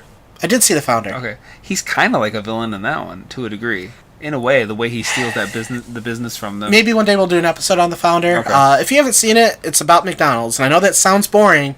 No. But it wasn't a bad movie. I was interested. But anyway, he's kind of a villain. At first, he's kind of you sympathize with him, but then he almost. The point is, I knew he could play. He is a villain. Yeah, but he's not twirling mustache, top hat. I'm gonna tie you to the railroad tracks type of villain. Yeah. They open it up with him, and you can feel where he is coming from, which is important, I think, for any character really. He's a construction worker or something like that. He's been hired to clean up. One of the things I really do like about this movie is how they tied it into the first Avenger movie. Yeah, that was fine. I didn't have a problem with that. And, there's all this mess, and probably a lot of people were, like us, were thinking about, the aftermath of the alien invasion from the first Avengers movie, how would they clean all that up? Yeah. They have to rebuild all that? That would suck. Well, these guys have been hired to do it. I know that there were some Marvel short films that came out that talk about how certain people were able to acquire alien technology and they were using it to rob banks. There's one when they wanted to, before the S.H.I.E.L.D. TV show came out, there was a short about a couple who figured out how to use some of the alien technology. Yeah. And basically S.H.I.E.L.D. recruited them. Okay. And that was going to be the lead into Agents of S.H.I.E.L.D., but they ended up not using those actors or that story. I don't know what the deal is with those shorts. Okay. But that's what's happening here. Like, Michael Keaton has, like, this company that's going around cleaning up the alien stuff. I don't know what they're doing with it. He said something like junking it. I don't know. Yeah, I don't it doesn't occur to them to do anything weird with it. Which is funny, too, because you never saw any of the Jatari use, like, the shocker blasters or... Well, they were using... They were using, like, gun... Well, more or less, like, it was kind of like a spear, but it shot... Well, what I think they were doing eventually, because they decide after the government shuts him out and basically would have made him and his family broke and bankrupt, they're like, all right, fine, screw those guys. We're going to keep what we have of right. left I'm just over. saying you never actually see the Jatari use... Well, the one guy, like he's actually a comic book character, and I think it's called the Tinker, the one that's always just making the stuff for him. I think what he's doing is he's taking them apart, figuring out how they work, and then repurposing them. So he made the shocker thing. I see. Just using alien technology. I understand, okay. Yeah. I thought they were using it as is. But, and the anti-gravity thing, too. We never saw that, I don't think, in the Avengers movies. Anti-gravity. Yeah, like what they used to pull the ATM out, and they also caught Spider-Man with it and were throwing him around when he was fighting the bank robbers. I don't remember that. I know they had the thing that they could, like, open and just reach into things. And that was really cool, too. So, like, those things, they wouldn't have brought that with him to fight with, but because he took it apart and he's like, oh, this is how this works, I can do this. Or maybe that was almost like a smaller version of a portal. The way they basically opened a portal from their space to ours. And, so basically they were reverse engineering that alien technology to make weapons and things to sell on the black market. Okay. And they had been doing it all this time since the first Avengers movie, and I thought that was really cool. And it's surprising then that his wings were still like almost like jet propeller. Yeah, like it's a mixture. Well, they even say in there. But if they had something that could basically like make Spider-Man like, you know, throw him around, you would think they would have the ability to like incorporate in the wings where it's just some kind of hover technology. Yeah, it was just kind of funny. It was still like an old school technology. They did point out when they found the One Piece that they were incorporating ours and theirs technology and combining it to do different things. Okay. So, I like that, especially because they haven't officially put Spider-Man into the Avenger team yet. Yeah. That he's just supposed to be like your friendly neighborhood Spider-Man. Yeah. That Michael Keaton is a lesser villain, although he's still pretty scary. Yeah. And he could probably put up an okay fight for a minute against one of the bigger superheroes. Like, they kept the story smaller. It wasn't him trying to take over the world. It wasn't him trying to turn the city into vultures. It wasn't anything stupid like that. It was just, I'm a guy who wants to provide for my family. The government took all this away from me. Now I got to turn to illegal methods to get what I need. Okay. And through that, like, he didn't really have any other ambition than that. He just wanted to get the technology and sell it. And that was his business. I thought the character was really well done. Michael Keaton's awesome. I think I like Willem Dafoe better, as far as if we're comparing these. I do like the cartoony nature. Well, what? We're not comparing. Okay. So I do like the cartoony nature that Sam Raimi brought with his Spider-Man. Okay. And I think Willem Dafoe did it perfect between being like a cartoony villain and a guy with a real guy. Yeah. With real issues. Michael Keaton plays it straight the whole time, which is fine. I like it. I got more entertainment from Willem Dafoe. And I thought the other guy, the British guy, was boring. I could see what you're saying, where they were definitely more... You were drawn to them a little more to watch those characters. But, again, I liked the Lizard as a villain. But I see what you're saying. But I don't know, there was something almost scary about him. The way he kept those even tones. He never really got... He never raised... The way he spoke blandly and monotonely. I don't know. It's like almost scarier to me when someone doesn't lose it. So you think... You want a villain to be like Hannibal Lecter? Well, I'm just saying, like, there was a certain... You don't want somebody being, like, super nuts. You want them to be calm. It's almost scarier, because you don't know when they're going to completely do something crazy. Well, there are villains that are like that, just we haven't seen one yet. Yeah. Or not in these movies. Well, he doesn't seem to have a spider sense in this one. I think he does. I just don't think they show it off. Because he crawls in the room, and his friend is sitting on the bed, and he doesn't... I feel like his friend wasn't a danger. I guess, but I feel like his spider sense should have warned him about just anything, just to be aware. I feel like there were scenes it was a where danger he to used his it. identity. It was in danger to his secret, not a physical danger. But like you think, Like when somebody's diving at him from behind and he just does a flip without looking at them, like I feel like that's him using his spider sense. They didn't emphasize it, but in Captain America Civil War, there was a scene where I think he was fighting Bucky and Falcon, and one of them threw something heavy at him. And time slowed down for just a split second, and his eyes got all wide, and he said, "Oh God!" And then he just ducked out of the way as it came from behind him. That was him using his spider sense for sure. yeah, I like I said, I only saw it the once. I don't remember that part. I like that movie a lot. I've seen it a few I kind of times. was a little bored with that movie. So. I can see how everybody doing everything awesome is boring. I think this is the worst version of Flash Thompson, for sure. Yeah. Why is Flash Thompson part of the science team? Yeah, I think it was just Why is them he so trying small? really hard to...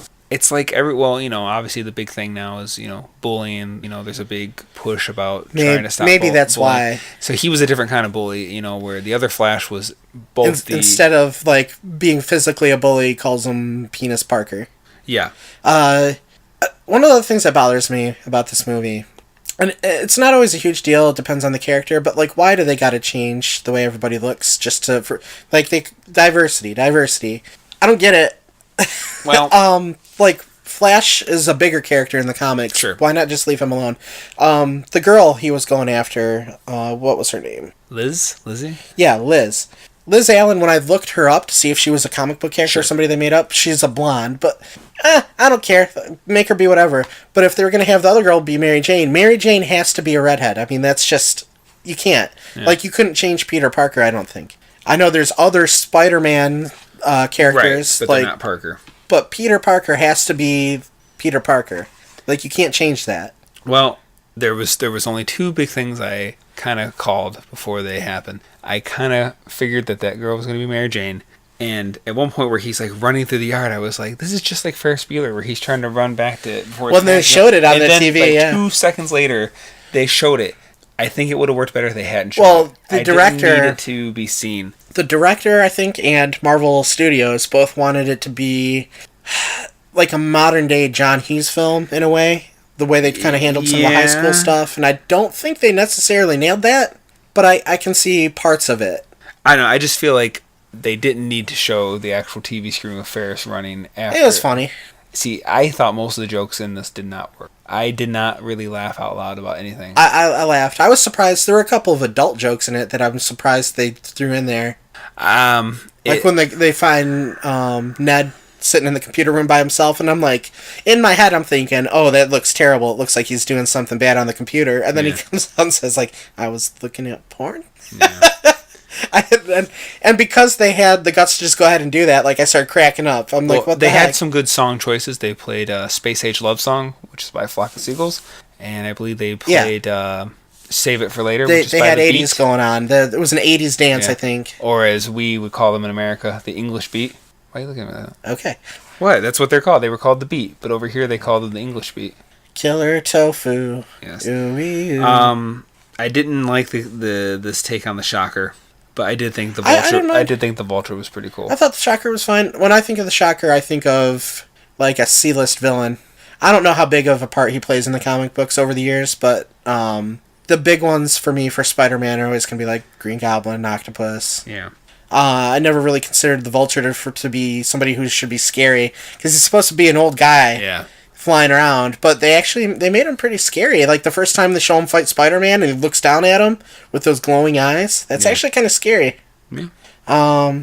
Yeah, no, it was nice to see a villain we hadn't seen yet, and I thought he was pretty cool too. I liked the way it's it's all just tech and stuff. I don't know, like, because even the Vulture before, it looks like he somehow he's just wearing a green bird costume with no headpiece. And you got to think most of these characters were made like in the 60s and and early 70s, and they were for little kids. They didn't have to be realistic, I thought, the suit that he wears is pretty sweet. I like when they finally get him to do it at the end. He's like, all right, let's do the suction cup thing, and he attaches himself to the underneath of the jet.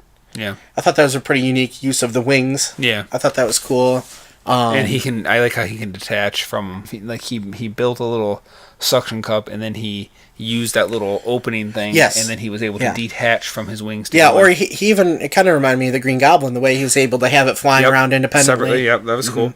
Yeah, I liked how they did him. I agreed. I didn't really care for the Flash. So you weren't surprised by a couple of things. Were you surprised by anything? There was one thing that really surprised me. Yes, I was surprised that Michael Keaton or Vulture was the girl's dad. Totally caught me off guard too. Didn't see that one coming. I thought that was amazing. Like, I did not see that coming at all. When he opens up the door and he's standing there, I'm like, holy crap! I thought he somehow figured out who he was and headed him off. It takes you a second. I thought he was like, like, I got your little girlfriend held hostage here. I was not a fan of his friend. His friend annoyed the crap out of me. That's another person they changed from the comics a little bit, but I think his name is Ned Leeds, and I believe that in the comic books, eventually he becomes the Hobgoblin. Oh, okay. I think a lot of the people at his school end up becoming somebody. Did you notice there was a girl walking around? They showed her a few times in the background. They never gave her a line or anything, but the camera was definitely on her to make it seem like, hey, look at her real quick. There's a girl walking around his school that had, like, white hair. I don't remember offhand. They showed her a few times, but I'm wondering if that's going to end up being, like, a Felicia Hardy. Oh. I think that's her name, Felicia Hardy. Yeah. The Black Cat. Yeah. But yeah, like, Peter's suit being, like, so much AI where basically he could just give commands into it and the little chess piece could come out and buzz around or whatever it did or crawl around and do stuff. Some of it seems a little silly, but at the same time I like it. I mean, I'll give them credit for trying something new and different with the suit. That's great, but it just didn't work for me. You didn't like Iron Man being in the movie at all? No, I just didn't feel he'd need to be. I felt like even if they would have just said, hey, this is a suit from Tony, why don't you take some time to figure out how it works? But the fact that he kept coming around so often, I don't know, it just kind of felt I think it's an interesting dynamic because Uncle Ben's not there at all. Yeah. He doesn't have a father figure, but in a way Tony kind of is. I guess, but I mean, really, Tony they show they show Happy. Happy, he talks to Happy more than I like Happy being in the movie a lot. I'm cool with it. I'm happy with it, but but I don't know. It felt like, let's put Robert. Well, he wasn't in that much though, really. What I do like is that it does two things for the MCU. Two of the things that it does for the MCU as a whole is, as far as Tony's character goes, we always know he's been not the most wise person and a little bit quick to jump the gun on certain things. But, like, it really shows, like, at the end of the movie even, like, Peter, being a teenager, an immature teenager, still makes a better choice than Tony. Yeah. Like, Tony's still trying to grow up, too. So not only is Peter learning how to become a superhero through Tony, but Tony's learning how to do things from Peter, too. It's kind of neat. Yeah, that's great. I did like, also, I have no idea what I was going to say there. We can edit that out. Okay. Did the bunker scene remind you of any other movie where he gets trapped in that bunker? You mean when all the stuff falls on him? No. Where he's like jump roping and he makes a little hammock for himself. Did that bunker kind of remind you of something? Where are you going with this? Stay with me here. It kind of ever so slightly reminded me of a high-tech modern version of the warehouse from the end of Raiders of the Lost Ark, where all these crates full of various Yes, I did think about that stuff. In this version, it's like alien tech. In the Raiders version, we actually never see what's in all these different crates, but like it kind of just reminded me of that. It's where some part of the U.S. government is holding all of this weird stuff. Right. I did think that was kind of interesting. I thought you meant so far as the way he was acting and being trapped. I did think it was really funny that it showed him doing all that stuff, and he's just a kid. So after him doing all that stuff and him talking to the computer for a while, Funny's like, how long have we been in here anyway? She's like, 32 minutes. Yeah, I got a kick out of that. That was mildly amusing, not enough to make me laugh. There was, I think, at least twice I laughed, but not like when someone rips one and I really laugh. So what you're saying is Spider-Man needs more fart jokes. He needs to have ripped one. I thought a lot of the action scenes were really good. The boat scene was kind of a little much for me, though. The literally cutting the boat in half, and I don't know. I didn't really have a problem. What I would have had a problem with that boat scene getting cut in half is if the boat had been sliced down the middle like it was, Iron Man comes in and repairs it, if after that the boat started moving again. That would have been like, oh my gosh, no way. But then they had all those other boats come in to pick up. To me, that was like his big hero shot, and I just think it worked better again when he's rescuing the people, especially the kid off the bridge in the Amazing Spiderman. I don't know. To me, it was just a little more, it was tamer, And Well, he did do the thing in Washington, D.C.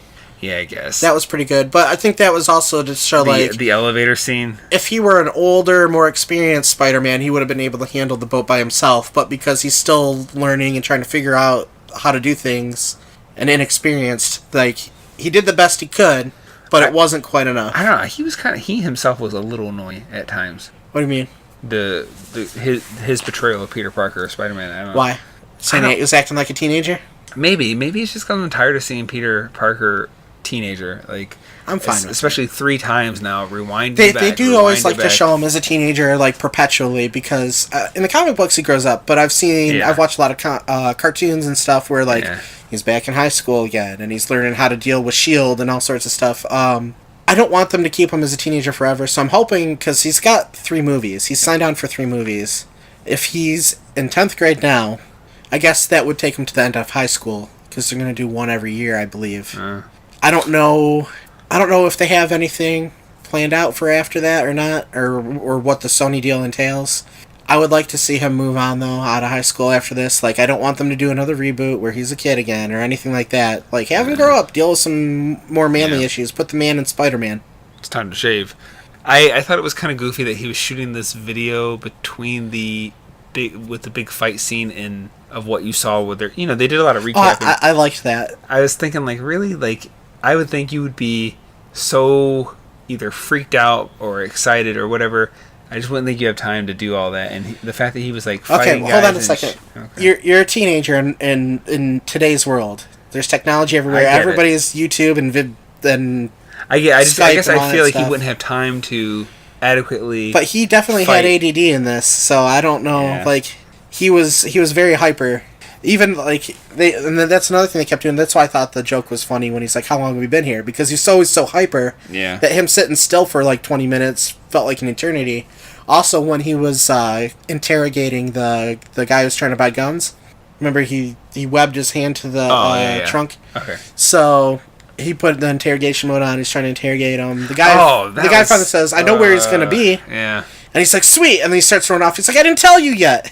Because he's so excited, he's got to run off. Yeah. He definitely has a problem focusing. Mildly amusing. I think also part of that is him getting his powers, because he did say his senses went into overdrive, and that's why he has to wear all that stuff when he's fighting and doing things.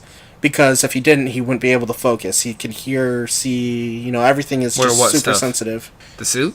In Captain America Civil War, Tony asked him about why he was wearing the get-up, and he's like, just ever since I got my powers, it's like everything's been dialed up to 11, and I have to wear that stuff just to drown my senses out. Otherwise, I can't focus. I mean, my bottom line is, Keaton was good, the kid was annoying, the other kid was super annoying. I don't really have a problem with him. I'm tired of seeing Teenage Spider-Man. I'm ready to see him grow up. This is definitely my least favorite of Spider-Man and of the movie as a whole. I definitely had a few issues. A lot of it is with them trying to diversify things that they don't need to.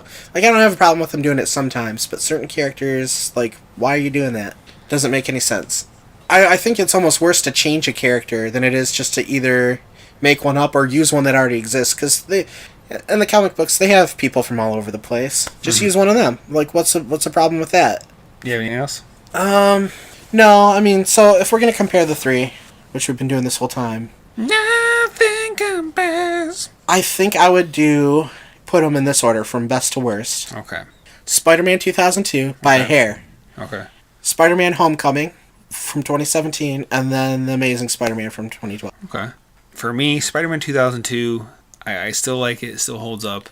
All in all, some of the CG is a little outdated, some of the dialogue, but all in all, I like it. It's not perfect, but it was fun. The Amazing Spider-Man, I enjoy it a lot more.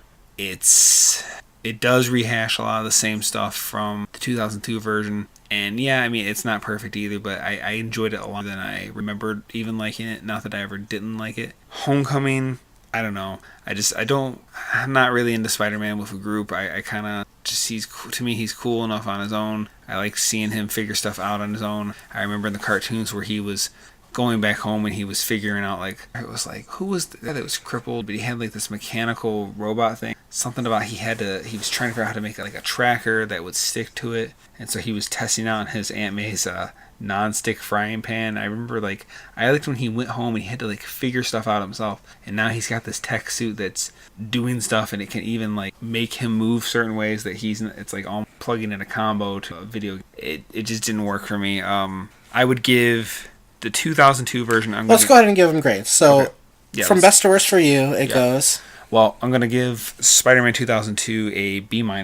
I'm going to give the Amazing Spider-Man a B.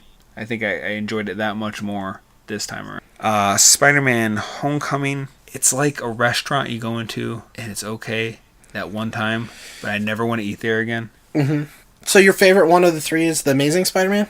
Maybe just by a hair. Okay. Maybe just by that much. Okay. And I would give this movie, Homecoming, a D. A D? Yeah. All right, for me, Spider-Man is an A, Spider-Man Homecoming is an A, and The Amazing Spider-Man is a C-. I mean, there was some fun parts about it, but again, I could go my whole life without ever watching this. All right, then. I thought you'd probably like it more than that. I mean, you have fooled me once again. Thanks for listening. If you want to contact us, do it. You know how. Facebook, YouTube, whatever. Send us an email. I'm sure you can find links somewhere. If the links don't work, just copy and paste them. Yep. Bye.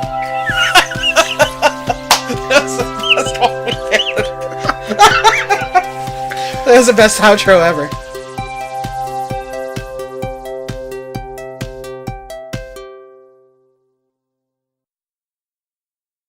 All right, so I will just on that. So, like you said, Did I get it all over your arm? Yes, you did.